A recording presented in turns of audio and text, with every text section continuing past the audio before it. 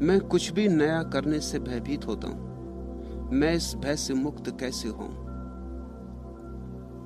नया सदा ही भयभीत करता है, अपरिचित डराता है, लेकिन अपरिचय में ही विकास है, अनजान में ही यात्रा है। रोज रोज पुराने को छोड़ना है, रोज रोज नए में गति करनी है। जैसे रोज नया सूरज उगता सुबह, रोज नए फूल खिलते सुबह, ऐसे ही तुम्हारे जीवन में भी रोज नई रोशनी चाहिए, नए फूल चाहिए।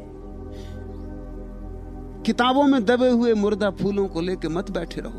तुम्हारी स्मृतियां किताबों में दबे मुर्दा फूल है। अतीत के साथ मत उलझे रहो, सुविधापूर्ण है। साहस की कोई जरूरत नहीं है अतीत के साथ जीने में। कमजोर के लिए बड़ी सुरक्षा है, लेकिन अतीत में ही डूबे रहना तो फिर विकास कैसे करोगे, विकसित कैसे होगे? नया पुकारता है रोज रोज। परमात्मा नित नया है, नित नूतन है। जो नए में उतर सकता है वही परमात्मा को जान सकता है। पुराने के प्रति रोज मरना है और नए के प्रति रोज जन्मना है। और ये समय की धारा जो जा रही है तुम्हारे पास से फिर नहीं लौट के आएगी। एक क्षण भी खोना मत। अतीत के साथ, पुराने के साथ गमाया गया हर क्षण व्यर्थ गया। हे मन के अंगार, अगर तुम लौ न बनोगे, छार बनोगे। जल्दी करो। अगर तुम्हारा जीवन एक ज्योति नहीं बन सकता है, अगर अंगार लपट के लौ नहीं बन सकता है, तो जल्दी ही राख हो जाए। फिर एक अवसर गया। ऐसे ही बहुत अवसर तुमने खोए, अब इस अवसर को मत खो। मेरे साथ होने का पूरा लाभ ले लो। हे मन के अंगार, अगर तुम लौ न बनोगे, छार बनोगे। जो न करेगा सीना आगे, पीठ उसे खींचेगी पीछे। जो ऊपर को उठ न सकेगा, उसको जाना होगा नीचे। अस्थिर दुनिया में थिर होकर कोई वस्तु नहीं रहती है। हे मन के अंगार, अगर तुम लौ न बनोगे, छार बनोगे। ध्यान रखना, यहां कुछ भी थिर नहीं है। या तो आगे जाओ या पीछे जाओ, जाना तो पड़ेगा ही। वैज्ञानिक कहते हैं थिर होना असंभव है, कोई चीज स्थिर नहीं है। या तो रोज रोज नए जीवन में प्रवेश करो, या रोज रोज पुरानी मृत्यु में दबते जाओगे। छोड़ो भय, भय से भर भय करो और किसी चीज से भय मत करो। जलना अर्थ उन्हीं का रखता जो कि अंधेरे में खोयों को हाथों के ऊपर अवलंबित आकुल संकित दृक कोयों को आशा का आश्वासन देकर जीवन का संदेश सुनाते। जो न किरण की रेख बनोगे, धूल धुएं की धार बनोगे। हे मन के अंगार, अगर तुम लौ न बनोगे, छार बनोगे। हृदय मिला है, उसमें चाहो तो सारा संसार बसा लो। जिसका चाहो जी बहलाओ, जिससे चाहो जी बहलाओ। कंठ मिला है जो भीतर से, उठता है बाहर बिखराओ। भार बनोगे मन के ऊपर, जो न सहज उद्गार बनोगे। हे मन के अंगार, अगर तुम लौ न बनोगे, छार बनोगे। राख हुआ जाता है जीवन, प्रतिपल राख की परत पर परत जमी जाती। अंगार को लपटने दो, अंगार को लौ बनने दो। नए का भय क्या, नया तो जीवन है। नए का भय क्या, नया तो परमात्मा है। लेकिन बहुत लोग राख होने में सुविधा पाते। बहुत लोग मरने के पहले मर जाते। बहुत लोग ऐसे जीते हैं जैसे कब्र में हूं। खोलो द्वार दरवाजे मन के। परमात्मा रोज दस्तक देता है, उसकी दस्तक सुनो। नए के साथ जाने में ही तुम्हारा विकास है। नए के साथ ही तुम आकाश में उड़ सकोगे। भूलें होंगी और वही कारण है डर का। हर एक आदमी को यह समझाया गया है बचपन से, भूले मत करना। उसके कारण भय पैदा हो गया कहीं भूल ना हो जाए। पुराने काम में भूल नहीं होती क्योंकि जाना माना है। वही वही तुम करते रहते हो, करते ही रहे हो, वही वही करते रहते हो, भूल नहीं होती। एक बात तय होती कि भूल नहीं होती, मगर सबसे बड़ी भूल हो गई कि तुम मुर्दा हो गए, तुम जिंदा ना रहे। मैं तुमसे कहता हूं, भूलों से भय मत खाओ। भूलें करने वाले ही जीवन में कुछ सीख पाते। एक ही बात याद रहे, वही भूल बार बार ना हो। नई भूल रोज करो, नई भूल ईजाद करो, जाग के भूल करो, ताकि भूल से कुछ सीख लो और भूल का कुछ परिणाम हो जाए। भूल तो पीछे छूट जाएगी, लेकिन भूल से सीखी जो बात तुमने, उसकी सुगंध तुम्हारे साथ सदा रह जाएगी। भूलें करके ही तो आदमी सीखता है। परसों एक जर्मन सन्यासी ने मुझसे पूछा, ईसाइयों की कहानी है, एक बाप के 2 बेटे थे। दोनों बेटे आपस में बड़े विपरीत थे। बड़ा बेटा तो बड़ा पुरातनपंथी, रूढ़ग्रस्त। छोटा बेटा बड़ा बगावती, विद्रोही। दोनों में बनती भी नहीं थी। बड़ा बेटा तो लीक लीक चलता, लकीर लकीर चलता, लक्ष्मण रेखा के बाहर कभी ना जाता। छोटा बेटा लक्ष्मण रेखा के भीतर ही ना आता, वो बाहर ही बाहर जाता। आखिर झगड़ा इतना बढ़ गया कि बूढ़े बाप ने उन दोनों को अलग कर दिया। संपत्ति बांट दी गई। छोटा बेटा अपनी संपत्ति लेकर शहर चला गया। छोटे गांव में क्या संपत्ति का करोगे, सुविधा नहीं। चला गया होगा उन दिनों की बंबई, उन दिनों का कलकत्ता। खूब लुटाया, जुआ खेला, शराब पी, वैश्यागमन किया, सब तरह के पाप किए, सब तरह की भूलें की। जल्दी ही भिखारी हो गए। बड़ा बेटा खेत पर काम करता रहा, गायों की देखभाल करता रहा, संपत्ति बढ़ाता रहा। 10 साल में बड़े बेटे ने संपत्ति कोई 5 गुनी कर ली। छोटा बेटा बिल्कुल भिखारी हो गया, भीख मांगने लगा। एक दिन रास्ते पर भीख मांगते मांगते उसे याद आया, एक द्वार के सामने खड़ा था। संयोग की बात कि उस मकान का द्वार ठीक वैसा था जैसे उसके बाप के मकान का द्वार। उसे याद आया कि हद हो गई, मैं भीख मांग रहा हूं, मेरे घर सैकड़ों नौकर हैं। यदि मैं जाऊं तो मेरे पिता मुझे अब भी माफ कर सकेंगे, मुझे उनके प्रेम का भरोसा है। और अब मैं ये नहीं चाहता कि मुझे बेटे की तरह स्वीकार करें, वो हक तो मैंने गंवा दिया, अब मैं उसका पात्र नहीं। लेकिन एक नौकर की तरह तो स्वीकार कर ही सकते हैं। जहां और सैकड़ों नौकर हैं, मैं भी एक पड़ा रहूंगा, नौकरी करता रहूंगा, गांवों को चरा लाऊंगा कि खेत पर बीज बो दूंगा या फसल काट लाऊंगा या जो भी होगा। इस भीख मांगने से तो बेहतर होगा अपने पिता के घर तो रहूंगा। वो उसी दिन लौटा अपने गांव। खबर पहुंच गई उसके लौटने की। रोज रोज खबरें पहुंचती थी। पिता पूछता था, क्या हो रहा है, क्या हो रहा है, कहां तक बात पहुंची, कहां तक बात बिगड़ी कि बनी। अब तक दुखद समाचार ही आए थे, आज समाचार आया कि बेटा आ रहा है। बाप ने बड़ा उत्सव किया, सारे गांव को भोज पर निमंत्रण दिया, बैंड बाजे बजवाए, फूल लगवाए, दिए जलवाए, दीपमाला, सबसे कीमती और महंगी शराब तलघरों से निकाली।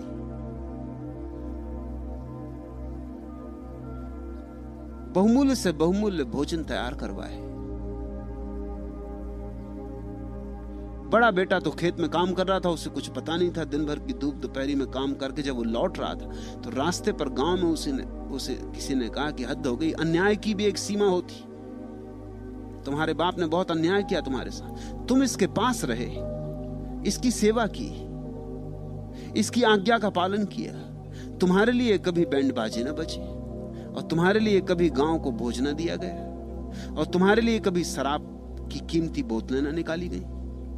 आज तुम्हारा छोटा भाई, वो सुपूत वापस लौट रहा है, उसके स्वागत में ये सारा आयोजन, और तुझे कुछ पता है? बेटे ने सुना तो उसकी छाती धक से हो गई। उसने कहा, यह अन्याय है। आज तक मैंने कभी पिता की किसी बात का विरोध नहीं किया, लेकिन आज बर्दाश्त मैं भी ना कर सकूंगा। वो आया बड़े क्रोध में, अपने बाप से बोला कि क्या हो रहा है, मेरे लिए कभी स्वागत नहीं। बाप ने कहा तू तो मेरे पास है, लेकिन जो भटक गया था वो वापस लौट रहा है। तूने कभी कोई भूल ही नहीं की, लेकिन जिसने बहुत भूलें की वो भूलों से जाग गया, वापस लौट रहा है। इसलिए उसका स्वागत जरूरी है। जर्मन सन्यासिन ने मुझसे पूछा, वो एक ईसाई पादरी की पत्नी है, वो भी मेरे सन्यासी। उसने पूछा कि मेरे मन में सदा ये सवाल उठता है कि बड़े बेटे के संबंध में क्या, छोटे बेटे का स्वागत हो रहा है तो ठीक है, मगर बड़े बेटे के संबंध में क्या। मैंने उससे कहा बड़ा बेटा सिर्फ कहानी को पूरा करने के लिए है, बड़े बेटे का जन्म ही नहीं हुआ, क्योंकि जिसने भूले नहीं की उसने कुछ सीखा ही नहीं। जो कभी दूर नहीं गया वो पास भी नहीं आ सकता। बड़ा बेटा पास है मगर पास नहीं आ सकता क्योंकि दूर ही नहीं गया। ये जीसस की कहानी बड़ी प्यारी है। ये कह रही भूल करो, डरो मत, क्योंकि भूल से ही तो सीखोगे। भूल जब सूल बन के चुभेगी तभी तो तुम जागोगे, और हर भूल कुछ सिखा जाएगी। उसी भूल को दोहराना मत। दोहराने में क्या सार है? फिर भूल को ही दोहराने में लकीर के फकीर मत हो जाना।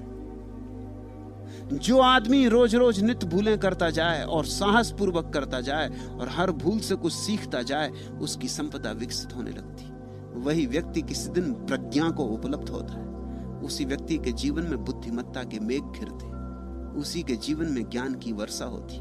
एक तो ज्ञान है जो किताबों से मिलता है, वो कचरा है, और एक ज्ञान है जो जीवन से मिलता है, वही बहुमूल्य है। तुम ध्यान रखना, जिसने पाप ठीक से नहीं पहचाना वो कभी पुण्य को नहीं पहचान पाएगा, और जिसने संसार को ठीक से नहीं देखा वो परमात्मा के पास नहीं आ पाएगा। ये संसार परमात्मा के पास आने के लिए ईजाद की गई भूल है। ये परमात्मा के द्वारा ही ईजाद की गई भूल है। ये उपाय है, ये अवसर है तुम्हें भटकाने का, तुम्हें भुलाने का। और तो भूल भूल के तुम जब याद करोगे, चूक चूक के जब तुम फिर वापस लौट आओगे, तो हर बार तुम्हारी प्रौढ़ता बढ़ेगी, हर बार तुम्हारा केंद्रीकरण बढ़ेगा, हर बार तुम्हारी चेतना ज्यादा प्रखर होती जाएगी। ध्यान रहे, हे मन के अंगार, अगर तुम लौ न बनोगे, छार बनोगे। जो न करेगा सीना आगे, पीठ उसे खींचेगी पीछे। जो ऊपर को उठ न सकेगा, उसको जाना होगा नीचे। अस्थिर दुनिया में स्थिर होकर कोई वस्तु नहीं रहती है। हे मन के अंगार, अगर तुम लौ न बनोगे, छार बनोगे। जो न किरण की रेख बनोगे, धूल धुएं की धार बनोगे। भार बनोगे मन के ऊपर, जो न सफल उद्गार बनोगे। हे मन के अंगार, अगर तुम लौ न बनोगे, छार बनोगे। भूल से भयभीत न हो, वही भय है कि कहीं भूल ना हो जाए, इसलिए घर के भीतर छिपे रहो। गोबर गणेश बने बैठे रहो, कहीं भूल ना हो जाए। मैं तुमसे कहता हूं, भय छोड़ो, निकलो घर के बाहर। भूलें होने दो, बस एक भूल दोबारा ना हो, इतना स्मरण रहे। जल्दी ही भूलें चुक जाएंगी और जल्दी ही तुम पाओगे सद्ध स्नात, ताजे तुम हो गए, अभी अभी नहाए तुम हो गए। और तब जीवन एक नया ही आविर्भाव लेता है, एक नया रंग। जीवन एक नई धुन लेता है, एक नया गीत। जीवन आनंद बन जाता है। जीवन के उस आनंद बन जाने का नाम ही ईश्वर का अनुभव है।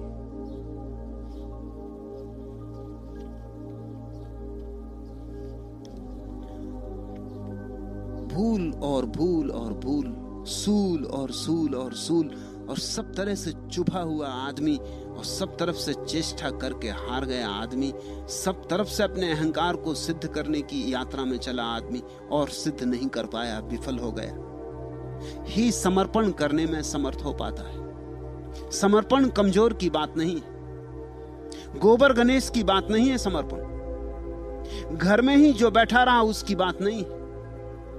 समर्पण उसकी बात है जिसने जीवन को जाना, सब तरह से जाना। सब तरह से लड़ा, संघर्ष किया, सब तरह से जूझा, युद्ध किया और हारा। और एक दिन पाया हार हार कर कि जीतने की चेष्टा में हार है, तो अब हार का भी प्रयोग करके देख लो, अब अपने से हार जाऊं, और तभी जीत फलित होती। एक तरफ साने खुदी मानिए इजहार भी है, जब ते गम दिल की नजाकत पे मगर बार भी है, लुत्फ दोनों से उठाते हैं उठाने वाले। जिंदगी निकहते गुल भी है, खल से खार भी है, फूल भी है और कांटा भी। जिंदगी निकहते गुल भी, खल से खार भी है, लुत्फ दोनों से उठाते हैं उठाने वाले। लेकिन जो जानता है वो दोनों से ही रस ले लेता, दोनों का ही मजा ले लेता, दोनों का स्वाद ले लेता है। एक तरफ साने खुदी माने इजहार भी है, जब्ते गम दिल की नजाकत पे मगर बार भी है, लुत्फ दोनों से उठाते हैं उठाने वाले। जिंदगी निकहते गुल भी, खल से खार भी है, मुनहसिर हौसलिए दिल पे साबुत कदमी, ज़ादे शौक तो आसान भी है, दुश्वार भी है। खुद को खोया है तो पाई है मोहब्बत तेरी, जिंदगी में यह मेरी जीत भी है हार भी। जीवन का परम विरोधाभास यही है कि वहां जो जीतने की चेष्टा करता है, करते करते हार जाता है। सब महत्वाकांक्षाएं विचलित हो जाती, सब आशाएं एक न एक दिन राख होके गिर पड़ती। उस दिन एक नया प्रयोग जीवन में उठता है। अब हार के देख लूं, अब स्वेच्छा से हार के देख लूं, वही समर्पण है और उसी हार में जीत है। वाण विद्ध मरालसा में आ गिरा हूं अब तुम्हारी ही शरण में। बादलों के देश तक जब चढ़ गया था, जानता था लौट आना, जानता था है असंभव नीड़ बिजली की लताओं पर बनाना। मैं गगन को भूमि की आकांक्षाएं कुछ बताना चाहता था। वाण विद्ध मरालसा में आ गिरा हूं अब तुम्हारी ही शरण में, किंतु पश्चाताप करने के लिए तो मैं नहीं तैयार होता। नभ न मुझको खींच लेता तो धरा के वास्ते में भार होता। सिद्ध गिरकर कर दिया मैंने कि अपनी शक्ति भर ऊपर उठा मैं। आज कमजोरी नहीं कुव्वत बड़ी मेरी तुम्हारे जो चरण में। वाण विद्ध मरालसा में आ गिरा हूं अब तुम्हारी ही शरण में। कामना मेरी बड़ी मुझसे कि उससे मैं बड़ा यह जानना था। आदमी के तन नहीं मन हौसले का कद मुझे पहचानना था। रेख लोहू की लगाकर आ रहा हूं मैं अधर की मेखला पर। शक्ति अंबर में परीक्षित भक्ति की लूंगा परीक्षा मैं धरणी में। वाण विद्ध मरालसा में आ गिरा हूं अब तुम्हारी ही शरण में। उड़ो जितने दूर तक उड़ सको, जाओ जितने दूर परमात्मा से जा सको। एक दिन गिरोगे। वाण विद्ध मरालसा में आ गिरा हूं अब तुम्हारी ही शरण। और तब गिरने का मजा और। जो गया ही नहीं उसके गिरने में बल नहीं होता। जो लड़ा ही नहीं उसकी हार में जीवन नहीं होता। जो पास ही बैठा रहा वो पास हो ही नहीं सकता। पास होने के लिए दूर जाना अनिवार्य है। बाण विद्ध मरालसा में आ गिरा हूं अब तुम्हारी ही शरण में। बादलों के देश तक जब चढ़ गया था, जानता था लौट आना, जानता था है असंभव नीड़ बिजली की लताओं पर बनाना। साफ है कि इस जगत में कोई घर नहीं बना सकता, और साफ है कि बिजली की लताओं पर नीड़ बनाने कोई जाएगा तो हारेगा। बादलों के देश तक जब चढ़ गया था, जानता था लौट आना, लौटना भी पता था, लेकिन तब तक क्या लौटना जब तक आगे जाने की सुविधा हो। लौटना तो तभी सार्थक होता है जब आगे जाने का उपाय ही ना रहा। आखिरी सीमा तक अहंकार जाता है तो ही टूटता है, गिरता है, समर्पित होता है। जानता था है असंभव नीड़ बिजली की लताओं पर बनाना। कौन नहीं जानता? पानी पर रेखाएं खींच रहे हैं, कागज की नावें तैरा रहे हैं, लेकिन तैराना जरूरी है। वे नावें डूबें तो हमें अनुभव, वे लकीरें मिटें तो हमें पता चले। मैं गगन को भूमि की आकांक्षाएं कुछ बताना चाहता था। वो जो दूर उड़ रहा था आकाश में, इस भूमि की आकांक्षाओं की खबर आकाश को देना चाहता था। किंतु पश्चाताप करने के लिए तो मैं नहीं तैयार होता। समझ लेना ये बात, जो सच में ही जीवन को जीकर जीवन में जाग कर लौटे हैं, उन्हें पश्चाताप नहीं होता। वो परमात्मा से ये नहीं कहते कि हम पश्चाताप कर रहे हैं, कि हमसे भूले हों। पश्चाताप क्या?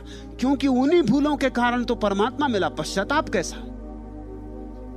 अंधेरे में गए, अंधेरे को भोगा, उसी से तो प्रकाश की तलाश पैदा हुई। पश्चाताप कैसा? पाप किया, उसी पाप से तो पुण्य की यात्रा शुरू हुई। पश्चाताप कैसा? इसलिए मैं तुमसे कहता हूं, पश्चाताप मत करना। पश्चाताप करने की कोई जरूरत ही नहीं। पश्चाताप का तो मतलब होता हमने कोई भूल की थी, नहीं करनी थी, ऐसी कोई बात की थी। ऐसी कोई बात ही नहीं है जो नहीं करनी, सारी बात कर लेनी। कर लेने से ही बोध है, बोध से मुक्ति है। पश्चाताप ना समझ करते। समझदार जीवन को जीते हैं और जानते हैं कि जीवन परमात्मा ने दिया है, उसके पीछे राज है, ये पाठशाला है। किंतु पश्चाताप करने के लिए तो मैं नहीं तैयार होता। नब न मुझको खींच लेता तो धरा के वास्ते में भार होता। वो जो आकाश ने खींच लिया था, उसी ने मुझे पहली बार धरा पर आने की सुविधा दी। अब मैं भार नहीं। नब न मुझको खींच लेता तो धरा के वास्ते में भार होता। सिद्ध गिरकर कर दिया मैंने कि अपनी शक्ति भर ऊपर उठा मैं। आज कमजोरी नहीं, कुवत बड़ी मेरी तुम्हारे जो चरण में। ये कमजोरी के कारण नहीं गिरा हूं, जितनी शक्ति थी उतना तो मैं उठा था आकाश में। शक्ति चुक गई, सीमा आ गई। अब जो गिरा हूं, कमजोरी के कारण नहीं गिरा हूं, शक्ति की उड़ान के कारण ही गिरा हूं। ये जो मेरी समर्पण की दशा है, ये अहंकार की अंतिम निष्पत्ति, यह परम विरोधाभास है। जो इसे समझ लेता है, उसे जीवन में समझने को कुछ भी नहीं रह जाता। वाण विद्ध मरालसा में आ गिरा हूं अब तुम्हारी ही शरण में। कामना मेरी बड़ी मुझसे कि उससे मैं बड़ा, यह जानना था, यह जानना ही पड़ेगा। पश्चिम का एक बहुत बड़ा धनी एंड्रू कार्नेगी मरा, तो उसके एक मित्र ने पूछा कि तुम्हें कौन सी चीज कमाने में लगाई रही, इतना तुमने कमाया? कहते हैं सबसे बड़ा धनपति था वो, सारी पृथ्वी का। कोई 10 अरब रुपया छोड़ के मरा। कौन बात तुम्हें दौड़ाती रही? 24 घंटे धन में ही लगा था, और एक सीमा आ जाती, उसके बाद धन का कोई मूल्य नहीं होता, क्योंकि जितना ज्यादा धन होता उतना मूल्य कम होता जाता। ख्याल रखना, लॉ ऑफ डिमिनिशिंग रिटर्न्स। मनोवैज्ञानिक भी उसे स्वीकार करते हैं, अर्थशास्त्र के नियम को। तुम्हारे पास जब 1 रुपया होता है तो उस 1 रुपये की कीमत ज्यादा होती है। जब तुम्हारे पास 1000 रुपये होते हैं, फिर 1 रुपया होता है, उस 1 रुपये की कीमत बहुत कम होती। फिर तुम्हारे पास 10 लाख रुपए हैं और 1 रुपया होता, उसकी कीमत ना के बराबर होती। तुम्हारे पास 10 अरब रुपए, 1 रुपए की क्या कीमत? ये वही रुपया है, लेकिन एक आदमी के पास 1 ही रुपया है, उसके पास बड़ी कीमत, ये उसका सर्वस्व है। एक सीमा आ जाती जब रुपए का मूल्य समाप्त हो जाता है। वो सीमा कभी की आ गई और गई, और एंड्रू कार्नेगी कमाने में लगा ही रहा। पूछा किसी ने, कौन सी चीज तुम्हें दौड़ाती रही? उसने कहा, मैं ये जानना चाहता था कि मेरी कामना हारती है कि मैं हारता हूं। अभी तक मेरी कामना नहीं हारी, और मैं उसके पहले हारने को तैयार नहीं। फिर लौटूंगा, फिर कमाऊंगा। कामना मेरी बड़ी मुझसे कि उससे मैं बड़ा, यह जानना था। आदमी के तन नहीं, मन हौसले का कद मुझे पहचानना था। रेख लोहू की लगाकर आ रहा हूं मैं अधर की मेखला पर, शक्ति अंबर में परीक्षित। मैंने अपनी शक्ति, अपने संकल्प की परीक्षा तो आकाश में कर ली, शक्ति अंबर में परीक्षित, भक्ति की लूंगा परीक्षा मैं धरणी में। अब भक्ति की परीक्षा होगी। शक्ति की परीक्षा के बाद ही भक्ति की परीक्षा है, संकल्प की परीक्षा के बाद ही समर्पण की परीक्षा है। शक्ति अंबर में परीक्षित, भक्ति की लूंगा परीक्षा मैं धरणी में। वाण विद्ध मरालसा में आ गिरा हूं अब तुम्हारी ही शरण में। भय न करो, जीवन को जियो, ये परमात्मा का वरदान है। रोज रोज जियो, गहनता से जियो, सघनता से जियो, जरा भी भय न करो, अभय होकर जियो। भूलें करो, खूब करो, बस वही वही भूलें बार बार मत करो, और जल्दी ही वो घड़ी आ जाएगी, सब भूलें चुक जाएंगी। भूलों की सीमा है, और जिस दिन सब भूलें चुक जाती उस दिन तुम लौटोगे। परमात्मा भी तुम्हारे लिए उस दिन दीपमालाएं सजाता है। परमात्मा भी उस दिन तुम्हारे लिए फूल के हार तैयार करता है। उस दिन परमात्मा के द्वार पर तुम्हारा स्वागत है, मगर जाना तो होगा दूर। दूर जो गया वही पास आ सकता है। आज इतना ही।